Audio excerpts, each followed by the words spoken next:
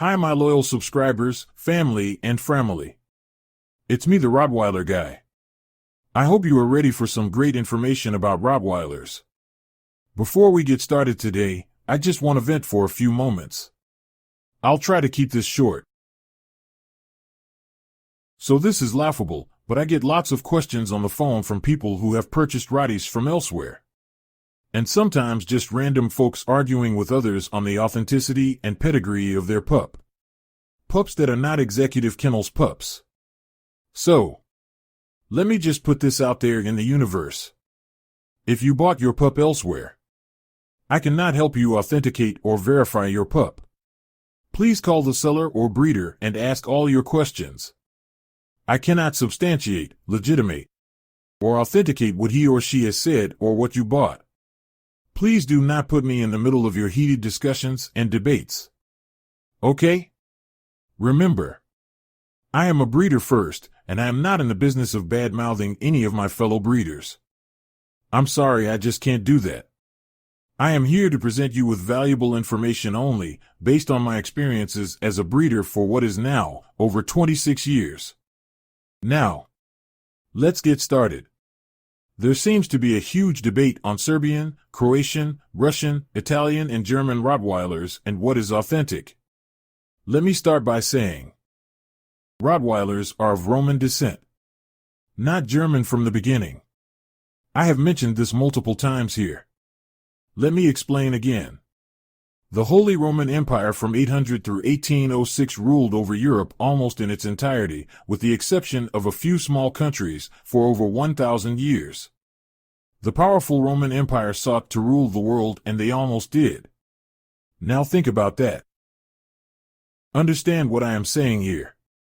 The Romans ruled Europe for over 1,000 years. During their European conquest, they brought with them these loyal, beautiful, smart, loving, affectionate, and strong dogs. Romans weren't big on naming their animals, but when they lost power and were forced from the European countries they ruled, their dogs were left behind. This is what causes some confusion, and everyone's opinion is different depending on their knowledge and experience with the Rottweiler breed. The Rotties left in the city of Rottweil, Germany were used by the tradesmen of that city, in southwest Germany's Baden-Württemberg. Because they were largely seen there, they were given the nickname Rottweiler. And, well, the name stuck. The dogs became well known. But as time went by, Rottweil was no longer the epicenter of trade as it was in prior years. So, the dogs began to fade out. However, lovers of the dogs started breeding them and set up the first Rottweiler organization, which began to set standards for the breed. Hence, ADRK, which stands for General German Rottweiler Club. Does this make Rottweilers German? Sure, if the Rottweiler is born in Germany. Does it mean a Rottweiler is not pure if born elsewhere? Absolutely not. Think of it this way. If I tell you my parents are from the West Indies, but their families moved to the States when they were young. The two married and I was born in the States. Both my parents are West Indian, so what am I? Many say that the Rottweilers of Germany have the best quality Rottweilers. I agree that German Rottweilers are some of the best in the world. But they are not the only source of pure, beautiful, best-in-breed Rottweilers. The ADRK, or Allgemeiner Deutscher Rottweiler Club, which means General German Rottweiler Club, is one of the oldest and most world-renowned Rottweiler organizations known. As the town and country where the Rottweiler got its name, it is understood and goes without saying that this organization has a very high standard for qualities it looks for in a Rottweiler. From weight, to size of the head, width of the shoulders, length of the body, the tail carriage, color and markings and temperament, as well as intelligence. The ADRK has been improving the breed standards for the better since 1921. The ADRK is a cynology organization. The ADRK, along with the FCI and the AKC, are considered the three most important cynology organizations in the world. By cynology organization we mean canine organization. The FCI, which means Fédération Cynologique Internationale, or in English, the World Canine Organization, is comprised of other canine organizations throughout European countries such as Belgium, which is where it's headquartered, as well as Germany and Serbia, among many others. And the AKC, or the American Kennel Club, is the American Canine Organization. The FCI originated in 1911 but was disbanded during World War I and restored in 1921. The ADRK is a member of the FCI. The FCI, unlike the ADRK, deals with most if not all dogs found in Europe. It does not solely focus on Rottweilers. In this way, the FCI functions much like the AKC, which also deals with most if not all dogs found in the States. Which is why the FCI and AKC are partners in the ethical breeding of canines.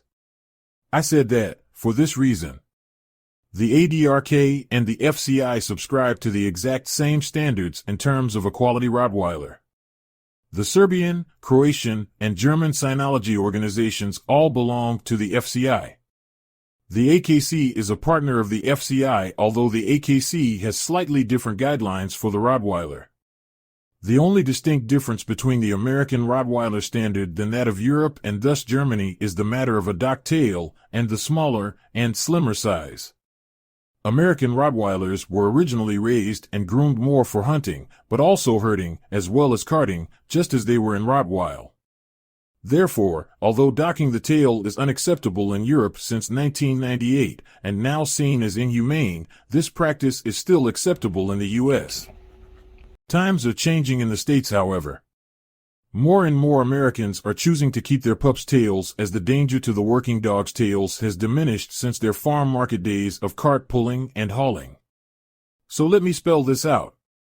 When purchasing your pup, if you are looking for a pup with the qualities most sought after, such as great temperament, great size, intelligence, and a pure pedigree, then asking the breeder about the paperwork is what is most important.